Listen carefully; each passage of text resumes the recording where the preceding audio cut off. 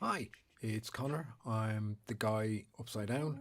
Look, I realise this bit isn't fun having to watch the audience come in. You have to wait, but Fuck you're where you are. off. You're ready to go. You got your cup of tea in hand. You're right. They do a lot of flapping about. Look, you probably have a few questions like, what happens if I press pause? I'm not sure. Is this just one camera at the back of the room? I potentially could have paid for this. You haven't. Is this a recording? It's not. This bit is, but what's about to happen is definitely live. Look at that sad, slightly depressed Moby lookalike of a face struggling to do yoga. And yoga is mainly staying still. I know this is still a bit odd. Cameras in the theatre. Is it just a phase the theatre's going through? An awkward, uncertain phase? A hang up from the lockdown? Something we should forget about? Get back to normal? It's over now. It's like it was. It isn't, though. It's changed. When we brought the theatres into our living rooms and sent the streams out into the net, we found you. I didn't want to come back in here and forget that you're there. I also felt that you deserve better than a back of the room handycam or a never ending vlog style head and shoulders shot. You deserve better than that. You deserve for this to be just as special for you as it is for them. You're not an add on. You're not an afterthought. You were here from the beginning. They were here too, but in that way you have to accept if you want to make theatre or get funding, you have to put up with those humans who will insist on leaving the house and invading theatres with their apologetic shuffling to their seats in their bulky coats. Look at me trying to pretend that I'm physically capable of keeping that headstand going for even a little longer. I'm an idiot. I think they're all nearly sat down, or I've done all the exercises I'm willing/capable of doing. Mindfulness-Lite. 50% less likely to cause you to try real yoga.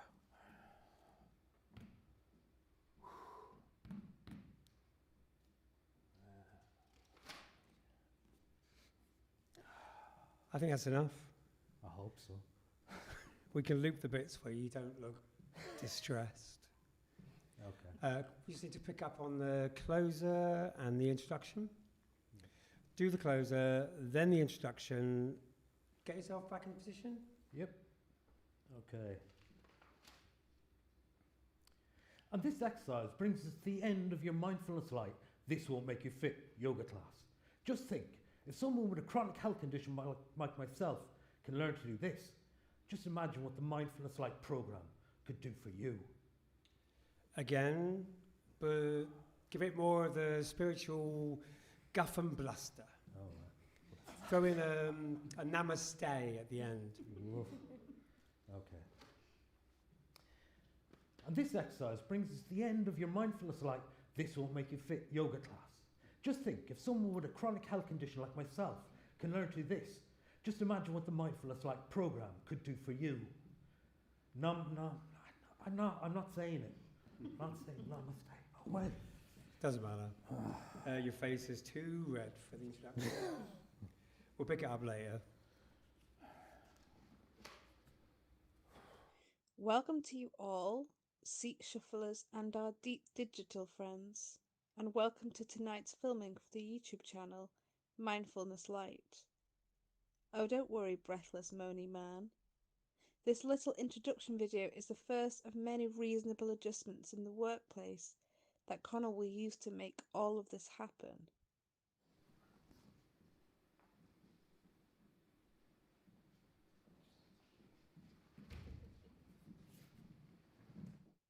It has nothing to do with the fact that Conor can't talk after holding that position.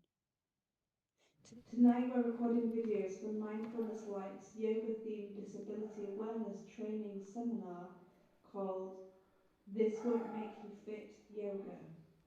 We'll also be recording some exercise routines for Mindfulness-Lite's yoga class for people with chronic illness called No Spoons Yoga.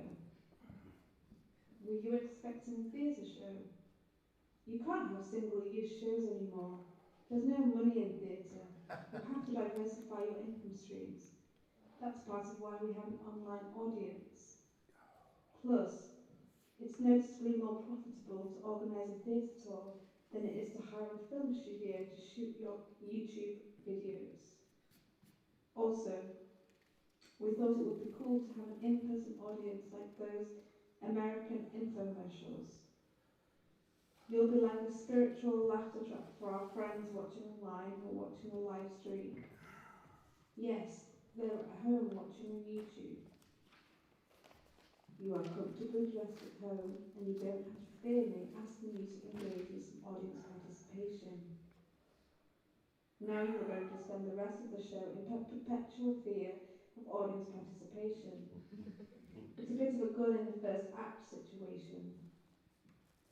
You might be wondering who is getting the better deal. Neither of you. Both of you. You both can see and hear me. You're not going to see what they see. At times you'll get extra bits that they won't see or hear. It's not the same, but it's equal, but it's different. I think that is enough ambiguity to satisfy the curious, and Conor, you should have caught your breath by now, if you've bothered to follow my exercise plan. Nope, didn't do any of that. Hi. Yeah, it was a bit optimistic, the whole headstand thing. Looked good as an opener. Would have made for an inspirational closer, you know, as you shuffled out, looking at that sort of upside down inspiration porn. But when we got into rehearsals, we quickly realised that you lot take way too long to sit down. And it's nothing to do with my fitness level. And to be honest with you, given that I run a yoga-themed disability awareness training seminar called This Won't Make You Fit Yoga, it shouldn't come as a surprise that I need a bit of a breather. Now, yeah, actually, the upside down thing, I would like you to remember that as you leave this evening. It is how the show should have ended, but I'm having an either or, but you're not getting both kind of days, so be grateful. Oh crap, where are my vlogging manners? Haven't introduced myself and then the channel and quirky tagline. Give us a sec.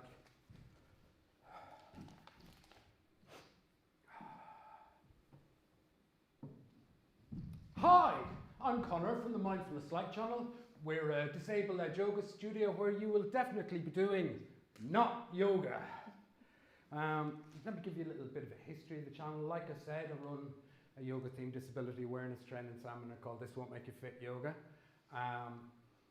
which I predominantly present to able-bodied hipsters who work in niche industries and have very forward-thinking employers. Now, I didn't start off trying to monetize white privilege to induce guilt, but when I realized hipsters were the one group of people you were still kind of allowed to make jokes about, I didn't hesitate. Plus, hipsters tend to be rolling in disposable income. You can't afford mustache wax and be on the dole. So, actually, I did start the whole YouTube channel with a yoga class called No Spoons Yoga, which is for people with chronic health conditions. I will talk a lot more about that in a bit. Now, the reason I started the whole YouTube thing was because of the thing, remember the big thing, and everything was a bit unsure and everybody was uncertain about the future, apart from Heisenberg, he was having a fucking riot. And like if you worked in the theatre, there was a real sense there might not be a theatre to return to, and that you consider alternative revenue generation opportunities. Hence you lot. Why don't we do the headstand? Get it done while your face isn't too red. All right. Yeah. So I am going to go away in a second. Yeah. Work in progress, Sherry. So I'm going to have to go away in a second, bow to the YouTube algorithm and make some content. I am possibly going to be a little bit more spiritual than you'd expect from me, but it turns out you can't be this cynical on the health and wellness side of YouTube. It's just completely against the terms of service. So excuse any abnormal behaviour. All right. I can do this. I'm Thomas the Tank Engine. Hi, I'm Conor, your bendiologist, your flex coordinator, and the creator of the Mindfulness-Lite YouTube channel. We're a disabled-led yoga studio on YouTube, and why you should choose us? Because we're proven to be 50% less likely to cause you to try real yoga. Disabled-led yoga studio wasn't quite the unique selling point I hoped it would be. There's 38 other feckers out there. The not yoga system which I developed, well, I had a sit-down conversation with somebody, my public liability insurer, and they told me unless I do at least a one-weekend retreat in the Cotswolds, I'm not allowed to call myself a yoga teacher, and I would be liable if any of you had like a fancy yoga-themed injury. They exist, seemingly. But there we're there. I would shout for a line, but I'm not going to. Yes.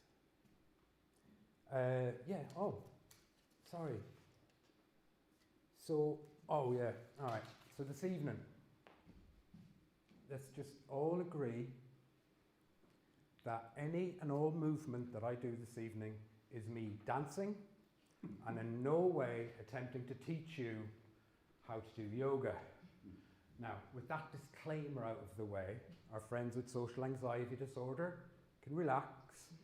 There's no audience participation. Chekhov was full of shit.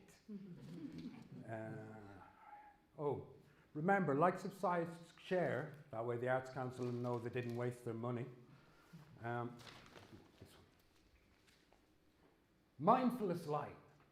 For those days when you're too awake to sleep, but too asleep to function. All right. Oh, let's go away. So, the first thing I need to do now, I need to record a very short meditation. It's for a video that I've created for the This Won't Make You Fit class. It's a video for companies who've already taken the course, but they want a refresher session that didn't involve me coming back on site. You know, like a 1 hour video for any wayward members of staff. And basically, the best thing about it really is it saves the whole team and the whole office from having to do infinite Wednesdays, role-playing privilege awareness scenarios because of Karen and Keith from accounts. So, yes, now this bit, the meditation's called 3 Breaths for a Better Life. And seeing as you are my spiritual laughter track, I need you to be like extra spiritual. Like, breathe happy. Happy breathing's a thing. Google it. But if you're not unsure about breathing, I learned a lovely technique the other day.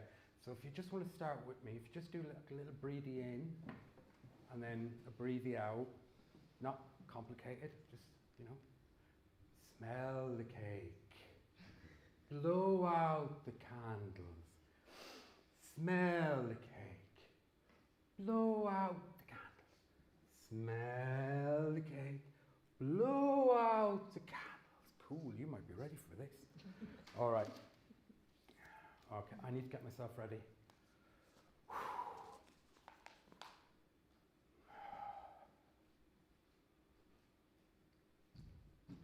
I felt the fear. I'm dating the alchemist. I eat, pray, love my crunchy nut ohms for breakfast. I know the secret. I am the law of attraction. I am a massive magnet. Now for this final meditation, which is simply called 3 Breaths for a Better Life, I'm going to ask you, if you feel comfortable, to close your eyes, and for 3 breaths I'm going to prompt you to think of a word, 1 word for each breath. Quite simple. So let's begin. On the first breath, I would like you to think of the word learn. Learn. On the second breath, I would like you to think of the word listen. Listen. On the third and final breath, I would like you to think of the word reflect. Reflect. you can open your eyes. Congratulations, you've done a meditation. For this meditation to fully benefit your lives, it's advised you do it at least 3 times a day. Don't worry about what order you put the words in. The universe will just be grateful you've taken the time to be lightly mindful.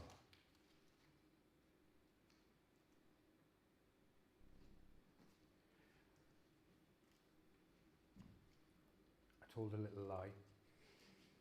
It's actually called 3 breaths for a better life for other people.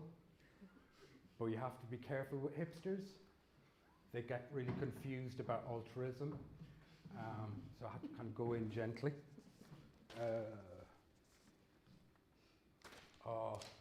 Fucking trigger warnings. So look, I have to give you a trigger. Don't, look, it's not for you or for you lot at home. It's for the YouTube algorithm. It gets a bit shirty if it thinks you're advertising on their patch. So just give me 2 secs. Oi! YouTube algorithm! This is not an advert. This is a theatrical advert. And if you mess with us, we'll send in Grantium. Who do you think would win in a fight? The YouTube algorithm or the Arts Council's Grantium? Haven't thought about that. So, sorry. I need to make a couple of adverts.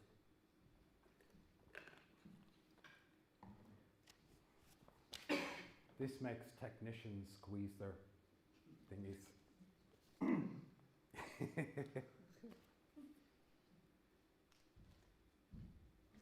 Have you had enough of consuming, bending the knee, and liking? Felt all your feelings, done the opposite? Yes? Then you're ready for the new book from the author of Zen and the Art of the Reasonable Adjustment, the book that redefined the self-care industry.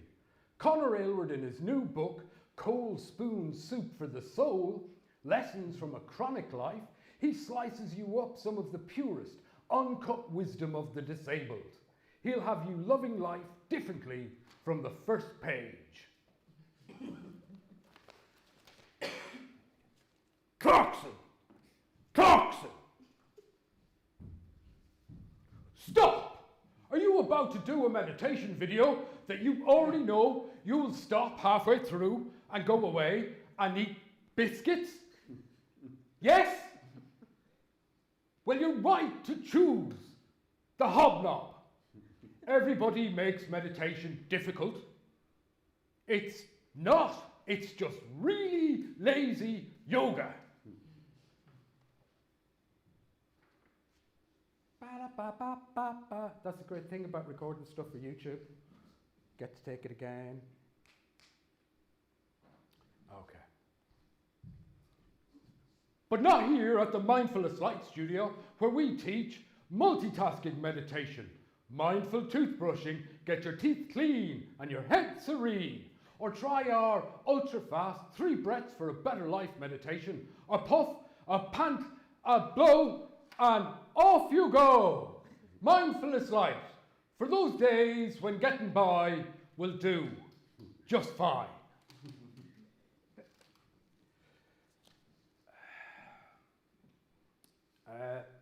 The last time I was here on stage talking to people in the before times, I made up some stuff. I made up some stuff because at the time what I was going through emotionally was a bit too real for me to be honest with you. So I told some stories.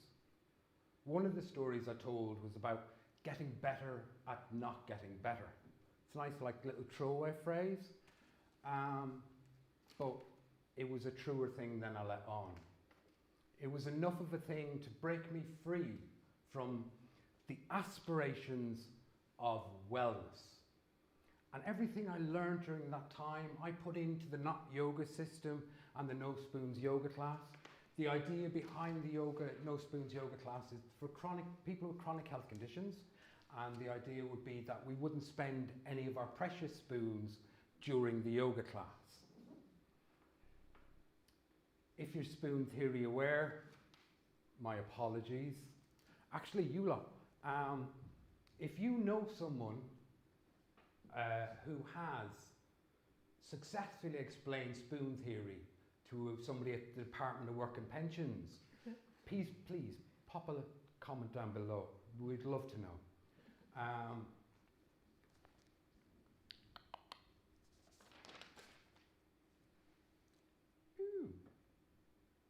got that right. I like when I do stuff I don't realise I've done. Okay, so the idea behind the class was that one size fits all. Oh, actually, that's it. That's what I was meant to tell you. I'm working with a mathematician to develop a chronic calculus that I hope will replace spoon theory, but that will require a second round of funding.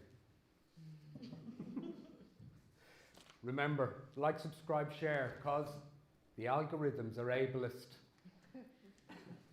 All right, let's do another video.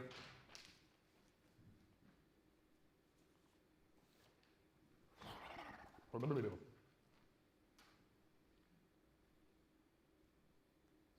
still a magnet. I think there is much that the able-bodied community can learn from the disabled community. In the case of invisible disabilities, there are many real-world and contemplative paradoxes that, when coupled with meditation, I find can be more mind-altering than an ayahuasca retreat. I'd like to share some with you now. More can be found in my book, Zen and the Art of the Reasonable Adjustment. I've popped a link in the description. So let's begin. These are the ways of the reasonable adjustment. If life is pain, and fibromyalgia is pain and fatigue, in a game of top trumps, who wins? Me or the Buddha?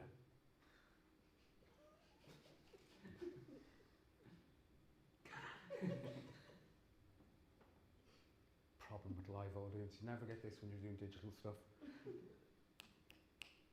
That's it, yeah. On the topic of fatigue, if you're too awake to sleep, but too asleep to function, what can you do? If you only tend to see me when I'm at my best, but you only rarely see me, how bad are things really? If your doctor is in a forest and he shouts out your diagnosis and there's no one there to hear it, are you still ill? These are the ways of the reasonable adjustment.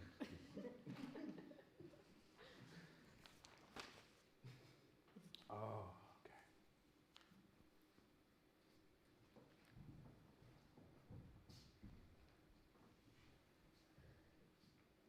Hi, my name's Conor, and I'm a symptoms addict.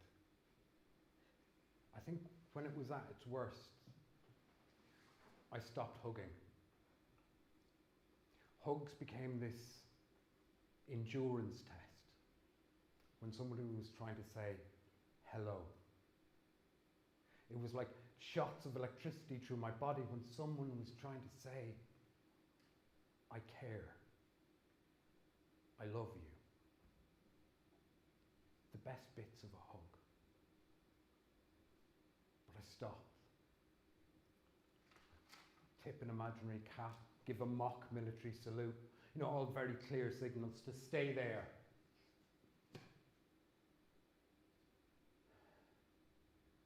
And they did. I didn't want to be like that.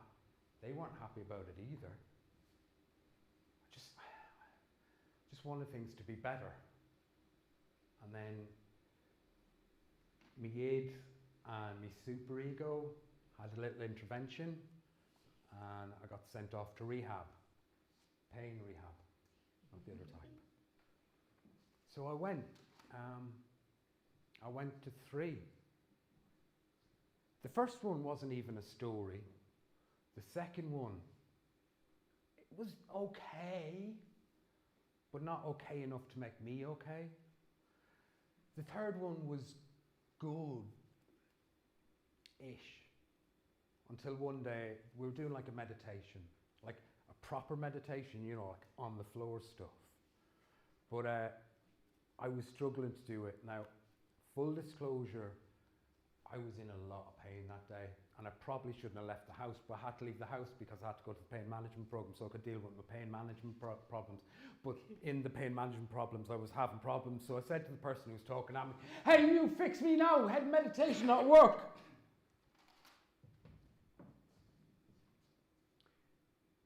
If you're in pain, don't meditate. But I'm in pain now, so what to do? How do I meditate when I'm like this? If you're in pain, don't meditate. But I'm always in effing pain.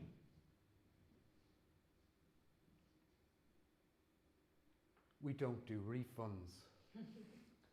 You know the sort, always carrying a yoga mat with them everywhere, but they only go to tepid yoga about once every 2 months, and they've got that little catchphrase, "I'm not religious, I'm spiritual," which, as we all know, as white persons speak for playing cultural appropriation pick and mix with other people's religions, while distancing yourself from the concept of religions. And they're always banging on about mindfulness. Having a chronic health condition is a constant state of mindfulness. If anything, I needed to be not so fucking mindful.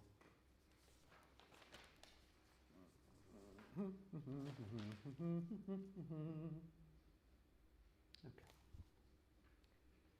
Like, the situation I was in was, I wasn't okay. And I really just wanted to be better, and I tried everything. And maybe because it didn't want to be left out of the whole intervention thing, my ego decided to have a little intervention about me addictions to hope. And we kind of realized that maybe the problem was this better thing. That maybe I should try getting better at not getting better. That felt right. Felt manageable. Damn sight more easy than the crash and burn unicycle that I've been riding around on for the previous 12 years. And I needed something where I wasn't so pressured to succeed, or so pressured that I would fall into another inevitable failure narrative. By the way, why is it they want us to keep telling stories about our inspiration or trauma? We win at pub quizzes on Wednesdays like everybody else, if we can get in the buildings. Mindfulness-Lite. 50% less likely to cause you to try real yoga.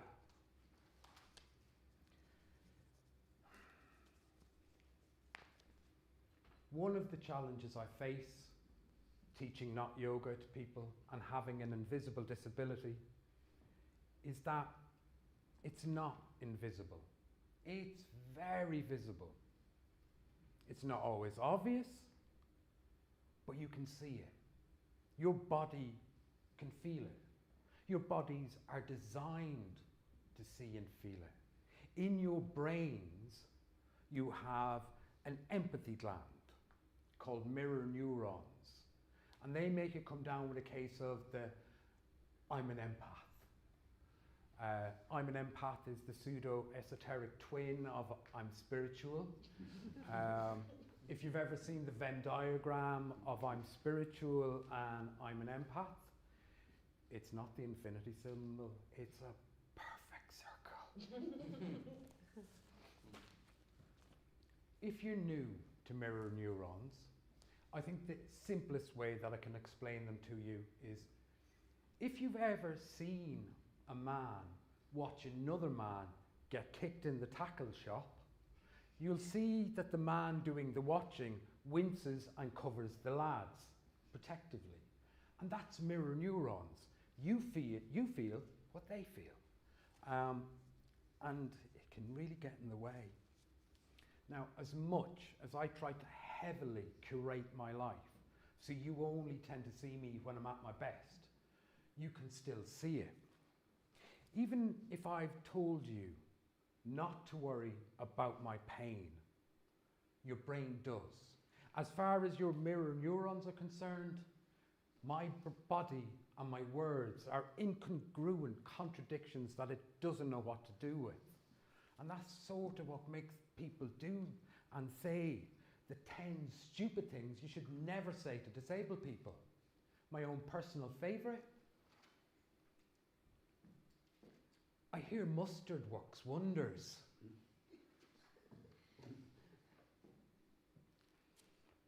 I forgive you. I get it. People want to live in a world where there's hope, where if something bad happens, it can be made good again. And it's that conspiracy theory of hope that's behind every fad diet, gadget, and scam.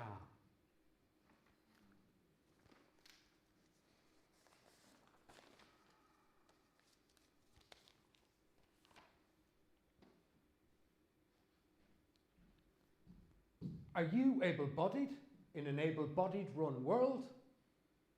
Will you be tomorrow? How much of your hopes and dreams depend on you being able-bodied in an able-bodied run world? Not really thought about it like that before? Take 5 seconds. I'll have a dance.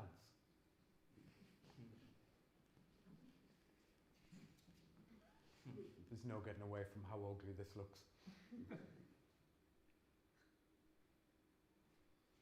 Now, can you really afford to not protect yourself from disability? Here at Shyster and O'Connell, we don't just deal with the reasonable adjustments. We protect your hopes and dreams. Expectations may need to be managed.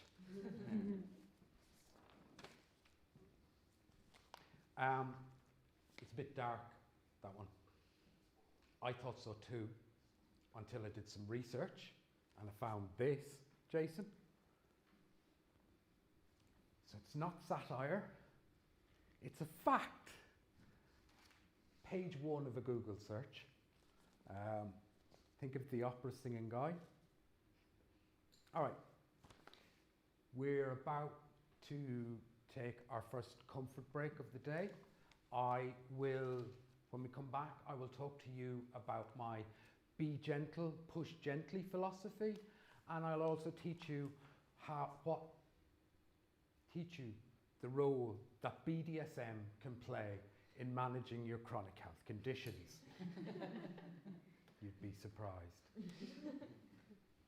Now, before we go, I'd like to do my version of the 3 breaths for a better life meditation.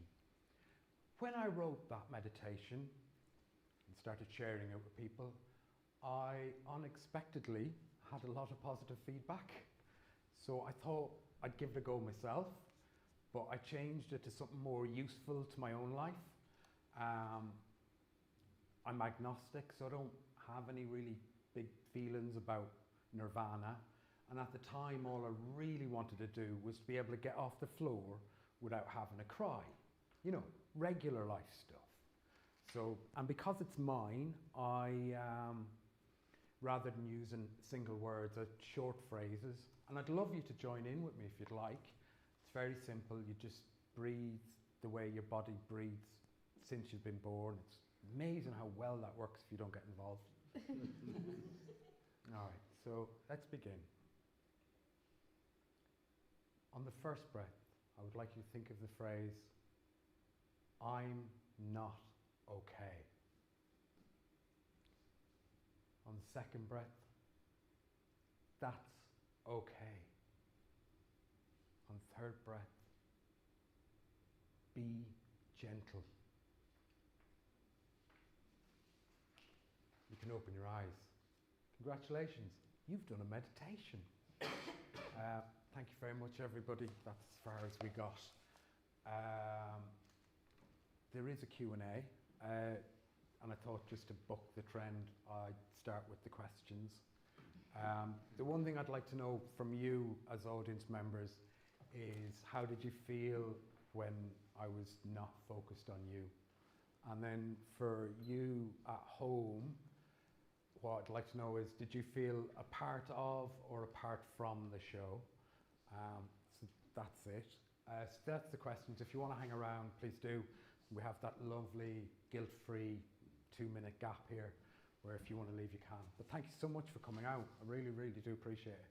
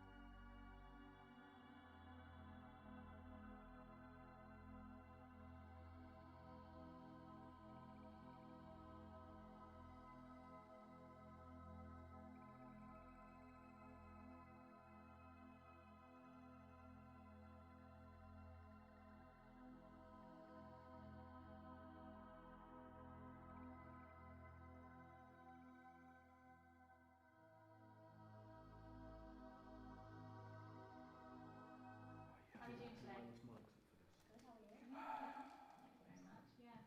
Oh, I should put on glasses so I can see people's faces. Have you? No. Oh. Oh, thanks so much for coming. Wait, do I get contact? I thought you were sarcastic. Yeah. Oh, thank you. Again, microphone. Ooh, cool. Wonderful.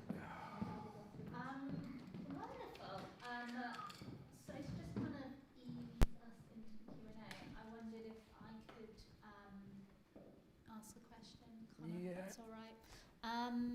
So, firstly, how did you want the audience to feel, in-person audience to feel during it? It's a mixture because there's parts of this where I wanted to place barriers in this room for you as audience members. And that was some of that camera stuff. I was actually going to get Dave to stand right in front of me so you would have seen nothing. So for me, I was sort of curious about how it would make you feel more than being quite certain about what it would make you feel. I think they were some of the experiments of today were trying to figure out how a barrier could be used as part of the creative process or as part of your experience as audience members. Because it just, often this setup is very, you focus down a lens. So there were very clear moments for me where I was speaking just to an online audience who mentally I was sort of going, you're able-bodied, they're disabled, which obviously isn't going to be the truth of it, but just mentally that was sort of the process of it. And I just wanted to know if it had any effect. I think, yeah, Yeah, I was quite open to what happened to you, and it mightn't have been the best idea, but I kind of felt like there was something we could use with that distancing and that kind of blocking. Yeah. Cool. Maybe we'll circle back to that when we kind of like open the floor a bit more. Yeah. Conor, Yes. do you want to hand the handheld mic? Yeah. Because then we can use it for the audiences, because then the online people can hear you. You've already got a mic. You don't need two. Yeah. I've got a mic. I'm Oh. still wearing it. You can tell I'm very technically able. Yeah. What do you want the show to achieve artistically? I think the primary is the humour tone within it, and then for me as a performer, it's to leave people questioning or with questions, and or a kind of, this isn't an angle I've gone at this from before, but I don't have that desire for a certain impact. That are kind of, my hope is that you've thought, that's it, and I can't really do a lot more than that. So yeah, I think that's the goal with it, but humour first, then layer in these extra bits. I'm just trying to find a way of managing the hybrid element. I think that's been the project for the last 6 months, of how can we make all of this and coordinate it into a whole show for both audiences and have them experience slightly different things throughout. It felt like there was a way to run a double narrative throughout the show. That was one of the goals that I wanted. So yeah, I'm kind of close. I've way too much material, and I was trying to figure out what was exactly the best needed bits. And there were 2 or 3 bits that I think if we go down the next step, that will bulk it out into a full show, and I think would investigate some of those questions a bit more. So hope as an emotion, and sometimes as a negative emotion, is one. And then thematically, the loss of narrative control that happens with disability. I think they're the 2 kind of underpin, would be our relationship with hope, and then also narrative control and how we're taken out of that. Because I think for me, with having a chronic illness, it's the capacity to engage has been changed. So while this looks all right, tomorrow I'll look like a bag of shit, basically. So yeah, I'm looking forward to tomorrow. It's okay, I do this with full knowledge of what comes with it and what the cost is. I spent a long time figuring that out. I wouldn't do this if I couldn't take tomorrow. So yeah. It's interesting. So I guess it'd be great to kind of open the floor up to others if anybody has any questions. Comments. Or comments, yeah, or just thoughts, just sharing little thought gems. Feel free to not even like ask questions, just be like, I noticed this, or did you mean to achieve this, or did that mean that, or oh, I'm not sure, did that bit work? I don't know. So yeah, feel free. I was That's a bit fucking savage. questioning my head the whole way through. This is working out of lines. Can you remember stuff? Where are you? Maybe I'm just being quite savage. All the No, that's questions. Putting you on fine. the spot. No, I feel perfectly happy to get feedback. Feel free to Yeah. absolutely rip into him. It's absolutely. I've got some welcome. stuff from online. Have you? Oh, wonderful. Go for Any it. questions or thoughts or Um, solutions? Kerry says, regarding Conor's questions of did you feel included? Yes, the asides into the side cameras did bridge the single camera at the back of the live space add-on afterthought. Yeah. Cool. And also, Kerry says that they did pick up on the 2 different able-bodied versus spoony audiences angle, and the we, us, I nouns as relevant to Yeah. that. I've tried, I don't always get it right, but I am getting the pronouns, so kind of anybody who isn't directly named, they just get they, and then for some bits very much kind of have to remember a you or we, rather go from you to a we or an I. That's generally my kind of pronoun rules throughout kind of shows. So yeah, I was trying to get to that place. Hiya. I've got a couple of... Oh, microphone. Thank you. Oh, it's Hi. for the online people. Hi, online people. My name is Alice. I do a lot of work with disability, creative access. I'm visually impaired. So I would love to kind of, I think, like chat a bit more about like the audio description side of things, because I think it was great, the access that was involved, but there was definitely some moments where audio description would have been great to be integrated. Oh, that's brilliant. Yeah, which is please. Absolutely, it's a work in progress. So I just kind of wanted just to raise that. I think what you're doing already opens up to that. Yeah, so that's something I would like to figure out. I think sweet. The next step would be to kind of, I think we've had conversations with somebody who we'd possibly be able to bring in captioning, but bringing it in as a creative tool. It's just a lot. Somebody else is, you're going to have to deal with that money-wise. But yeah, so we want to do that, and then the audio description, I think it's just a case of we hadn't got down that far, but that is something I would like to try and figure out how to manage it within a piece. Yeah, I think like I said, like I think it really lends itself to the like technological kind of world. So be plugging myself. Don't have to chat to me, babes. But like, I think a chat about audio description, I think will be really integral to the next steps of this. Thank you very much. Which is really fantastic. I think, I mean, I want to touch upon the camera use, but I'm in the audience, so I'm coming from this perspective. You can see the work you've done to involve that audience, and I think that's really really nice to see and refreshing. I think it's really important. So from a audience perspective, integrating like you talking to the camera didn't feel weird, basically. Yeah, okay, that's cool. But on that note, just something that you said, I think one of you said about them being the disabled, us being the able-bodied. I just would be cautious of the phrasing around that moving forward, because people in the audience can be disabled. Oh no, that was also a given. It just, I think in terms of how I thought about the two, but so there wasn't a you are able. If you're out of the house, you're able-bodied. Go fuck yourself. Totally. Yeah. So that was more just about an attitude in my mind in terms of how to kind of do that. And I think that came across. So I think explore that more, like voice and acting wise, more so than needing that. I think it's really it's clear that vision with the two worlds. But I think we can really play on those two worlds more, just loosely. Maybe without that wording. But you can tell it didn't come from like a fuck you way.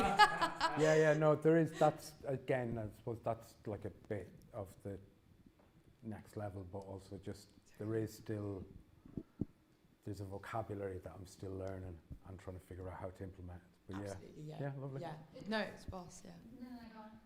Oh no, like literally, and everyone, it's work in progress. You're figuring stuff out, and I think like the steps you've made already are like really like the foundations are there to make a really solid show, which is really refreshing to see. So big applause. And yes, super helpful, because when you're a part of a work in progress process, you're thinking, Microphone down. Sorry.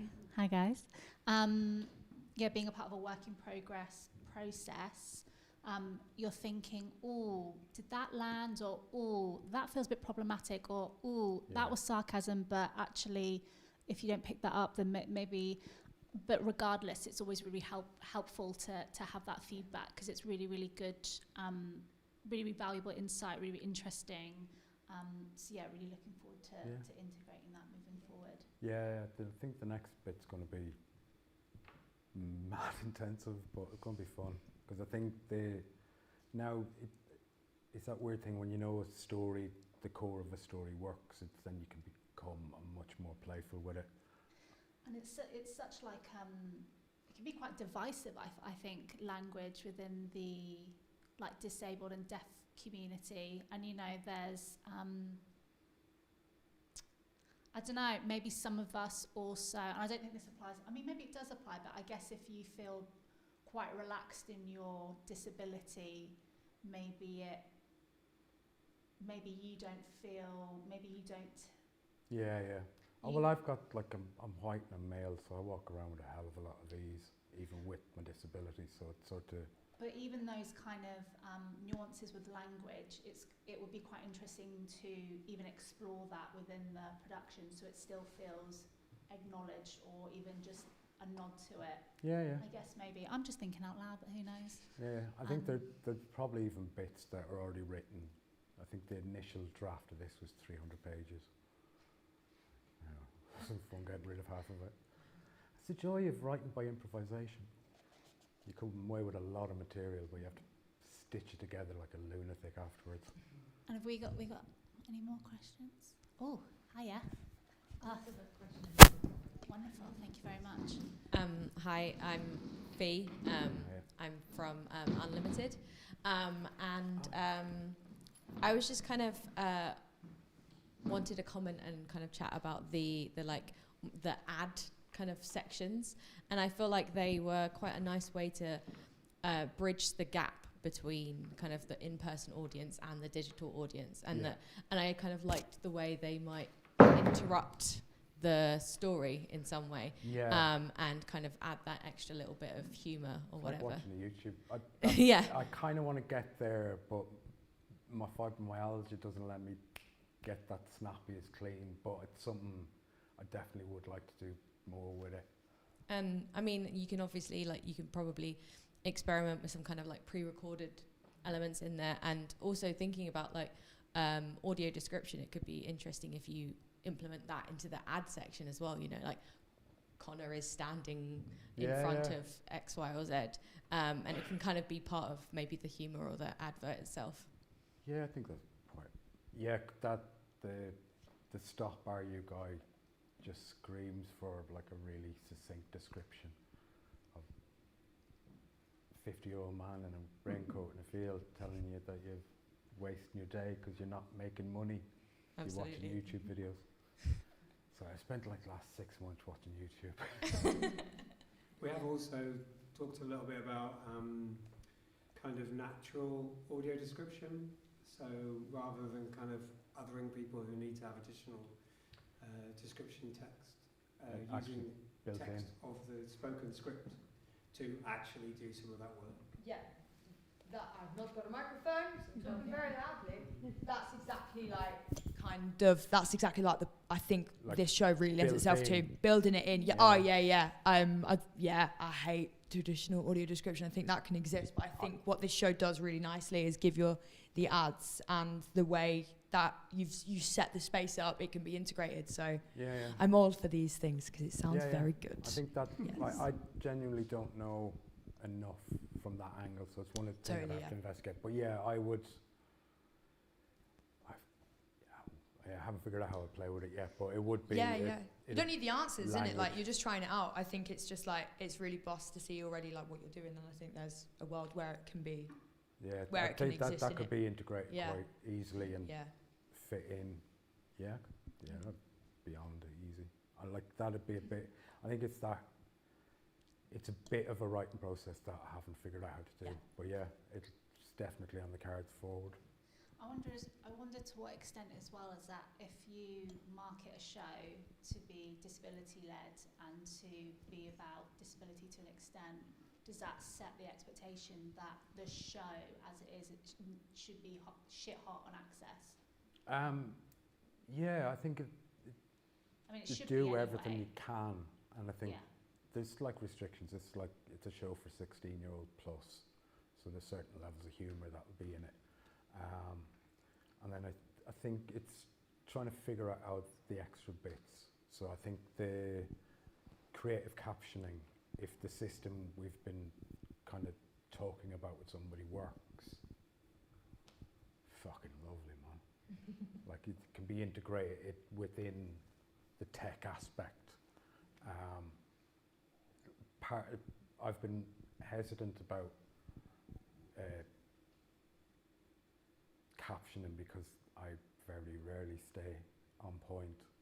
So it's another element that we're trying to figure out how to, I think we can integrate it quite well, and then what Crofty was talking about sounds like a system that can be changed within the show as well, and that would be it would be live captioning, but the way it would be done would be that we would have control over font size, colour, shape, movement, and it's so beyond traditional kind of captioning. It's another job that somebody else is going to do. Me literally again, I'm really sorry. No. Just keep talking. I love it. Please do. Sorry. No apologies. I think if your next step is like R&D again, or potentially something like that, is just if you bring in like a creative captioning consultant, access consultant, and audio description consultant, and that's a lot of consultancy. Yeah. But I think that will really, it will take the pressure off you, like you just said, you can do it. Last week it was, I'm not doing these bits anymore. Somebody else. I have to be careful because I'm kind of like, I'm emerging in an early career, so the kind of money that I can attract and generate. So we'll figure it out though. Yeah. But yeah, that's essentially this is the text, this is the performance. You go away and you do the rest. That's the place I'd like to be in terms of getting a team together. Just ask Arts Council, it's fine. Just ask them really nicely. Oh, they've been, and this is like they've been very generous with us, or with me, but like Jason's been working with me since the last show, and we've developed a lot of the way the cameras work for the online audience. We took a while to figure out how to do it with the system we're using, but we know the system held during the show. And one of the cameras just fallen off.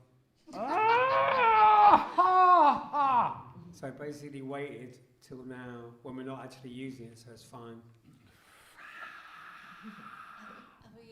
It's okay, there's a spare camera. Any more questions or observations on? Are there any others online, or is it just Kerry? There are other people online, but Kerry is the person who's responding, and she won't hear this for 30 seconds. So. Oh, okay. Yeah, if anybody has any other comments or questions, that'd be great. If not, we can kind of.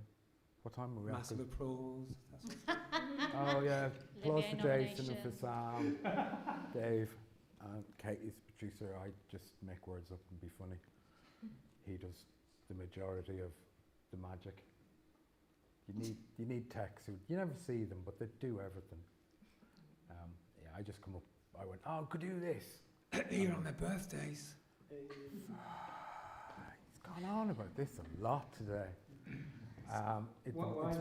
It's made worse by the fact I completely forgot, even though he told me last Tuesday. Go on. I guess we'll wrap it up there then. Yeah, happy birthday, Jason. Look, it's gone out to the world. I've acknowledged it. It's done now. I'll buy you a card next week. Thank you, Yes, Conor. thank you so much for all questions, comments, observations. Thank you so much for joining us this evening as well. Super appreciated. And also the energy that you guys brought to the room as well. Felt like a really, really lovely, friendly space. Oh, they've been a writer, does funny stuff, but I've been waiting 6 months for kind of people to hear it, so getting the laughs was like, oh, yes. And also, I've got a cheeky little QR code for like evaluations. So feel free to, if you're feeling shy about asking questions or sharing thoughts, you can plop them in the cheeky little evaluation that I put together, which I'll hold up on the way out because they've fallen down.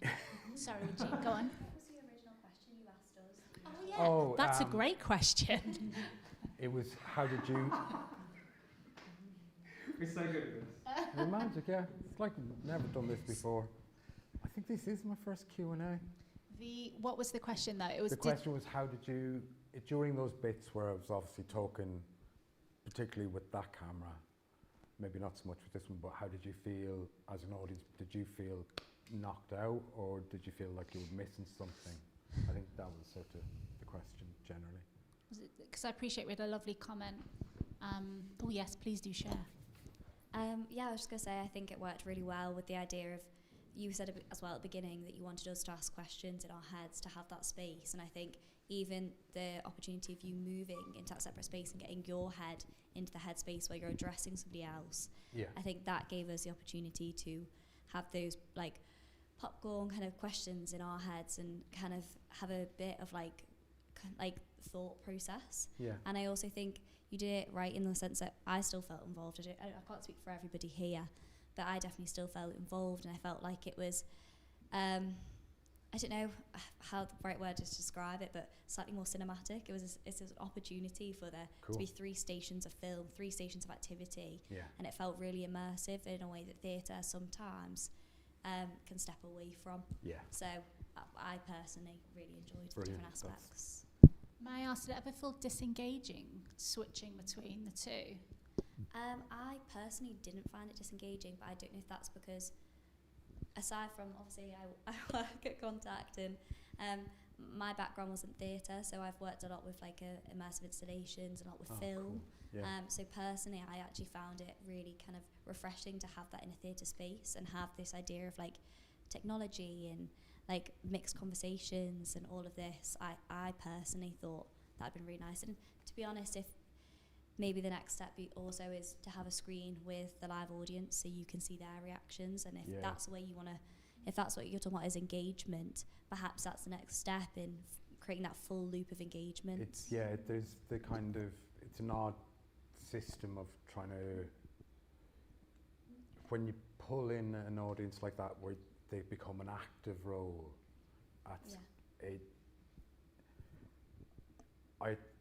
my background is improvisation and cabaret nights, and it's messy and it can be a bit awkward, so kind of for these shows that impulse gets sat back a bit. So I kind of, I'm not sure I don't understand how I would manage that element of it, but there is, I think when we did the Ironing Board show, which we made in my living room, and we had similar kind of, I think it's 3 or 4 cameras, something like that, and 2 Zoom screens. That was one of the things we couldn't really figure out how to do in a good way, was that bringing the audience, the online audience, active within the space, because the only alternative would be like I can't think of his name now, Asian comedian Ramesh. Ranganathan. His Ranganation show, he just had like a huge screen with all the little kind of passport size pictures of the people watching the show, and they were mic'd as well, so there is a way of doing it, and they played a sound role in the show, and I'd love that, and I think we tried this time to ensure that the sounds made in here by you as an audience were heard by the online audience. That was something from the Ironing Board show, that was a comment that we got back quite a bit, was, I would have loved to, because I was in a room on my own doing a performance, 3 cameras, it was just ludicrous. But that doesn't mean that we can't explore that as a question. It can be explored. It's and just like we can figuring out kind of thing. Yeah. And like just means that that's somebody else we bring into that room or bring into that process. It's another person to add. Pretty crowded room now. So what is it just? I'm like going to replace him with a younger lad. Is there a hiya? Would you like a little microphone?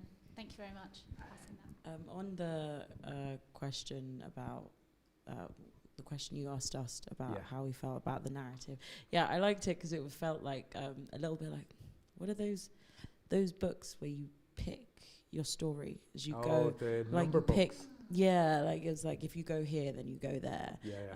And it kind of, it didn't feel like it wasn't included as a audience member in person as such, but it felt like it was like, oh, this doesn't include me in the same way that the person you're talking to in the lens is included.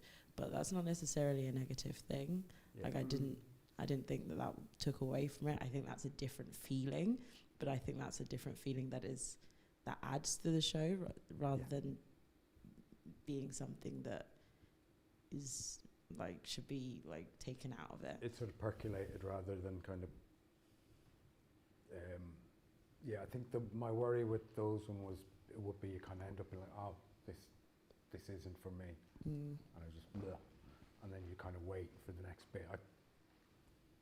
The level I would want is kind of what you're talking about, that sort of, oh, this isn't exactly for me, but you're not been taken away from this space, which that's kind of where the base level I'd want that kind of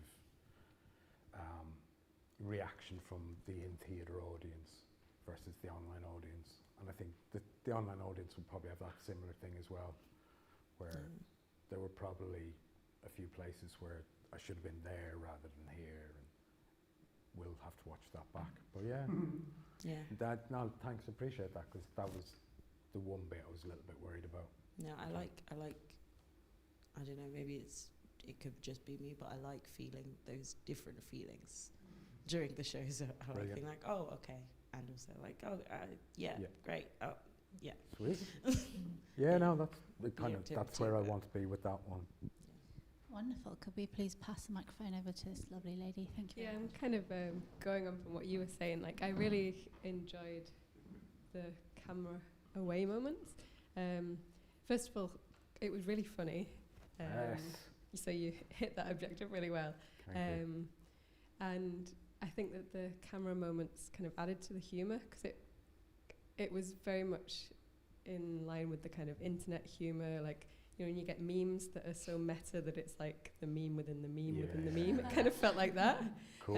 So I think the multi-layered and kind of virtual, physical, almost this imagined virtual space as well. It added to the I think it didn't spend. yeah. There's a piece that you didn't hear when you're coming in that I'm going to have to cut quite a bit, because I can't do the headstand for as long as that piece of audio is. But yeah, so there's a piece of audio at the beginning that only the online audience hear, and it's a small kind of conversation with them, and just kind of,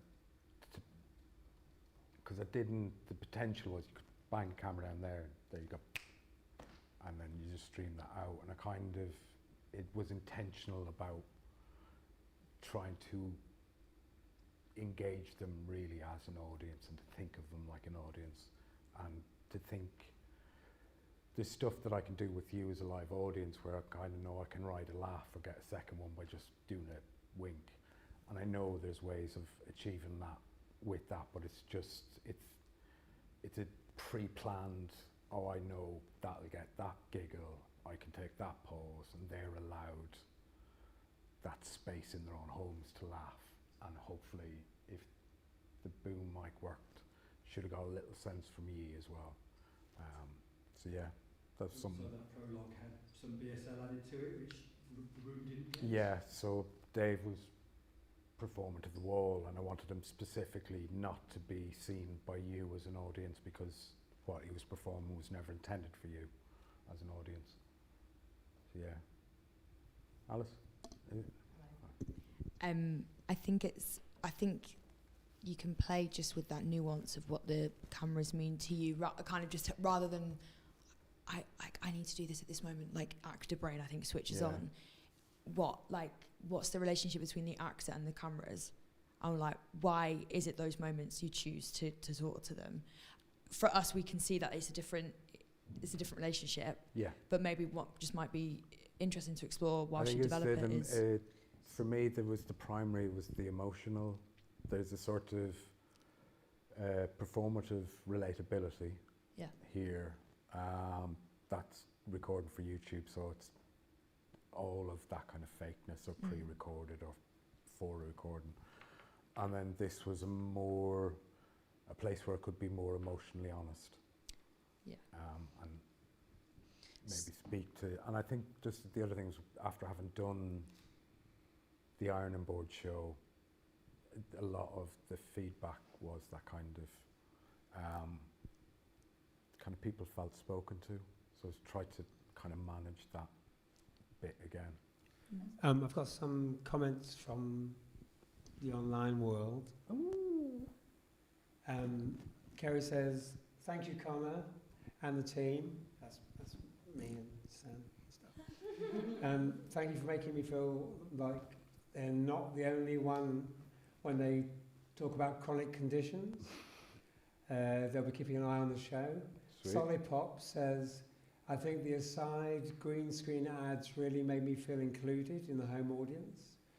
I'll be interested to view the other side of things in the studio audience. That's another call for kind of cameras that show what's happening in the space. Which the God camera that they made me take out. Well, I wanted 3 more cameras. 17 cameras. No, I had 7. I had 7 cameras.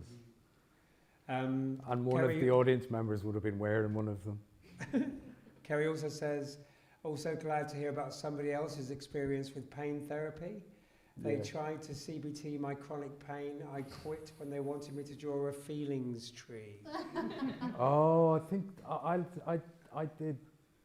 I literally did a few. I did 4 kind of pain management or chronic health kind of management things, and one of them they did do the draw thing, but I was much too cynical for it. But the actual process that they used, I think it's called ACT therapy. So I think it's acceptance, change, therapy. No, that'd be like ludicrous. Like why would you say testing. ACT therapy? Just ACT therapy. ATM machine. Accept, change, something, and I found that quite a positive process. But yeah, some of the, are you going to have a feeling about your feelings? I'll draw them, it'll be great. And it's like, to get that far, like, to get to the emotional honesty that you need to for that kind of stuff, I worry about kind of drawing things, because it's such the emotional place you've been brought to and the emotional place you're trying to repair yourself from, it's not a quick fix. It really took me a long, long time to get it right. I also have, again from Solipop, who says, I like the intro sound, now feel privileged to have had that opener. Obviously they don't necessarily know no one here has that. They've just realised they got better than you. And Kerry says, I'm just raving about the things I get from Conor's work. It's rare I find somebody else with such a similar experience as mine. Although she has given you 2 N's in your name. Oh, the rudeness. Do we have any more questions, observations you'd like to share?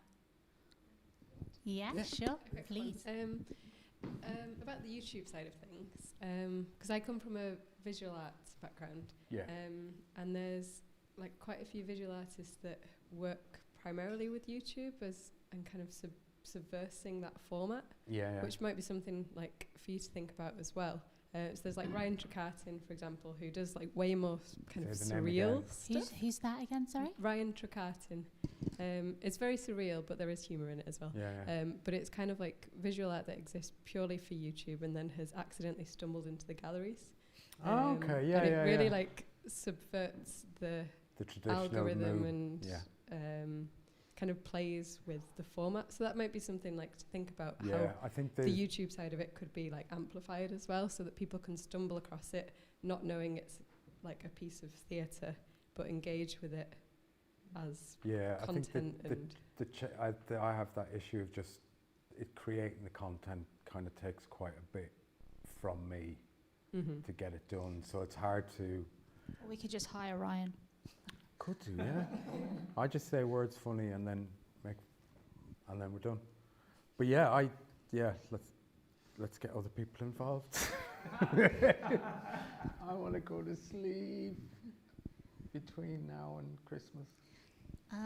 Any more, or should we close it there? Let's close it there.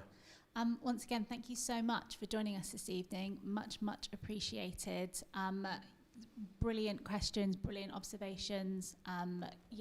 Like wonderful pieces to ruminate on moving forward, and really, really looking forward to exploring all of those points moving forward. So yes, once again, thanks so much, and we'll get out of your hair, but I hope everyone gets home safe. Cool. Thanks, Thanks very guys. much, everybody. Thank you.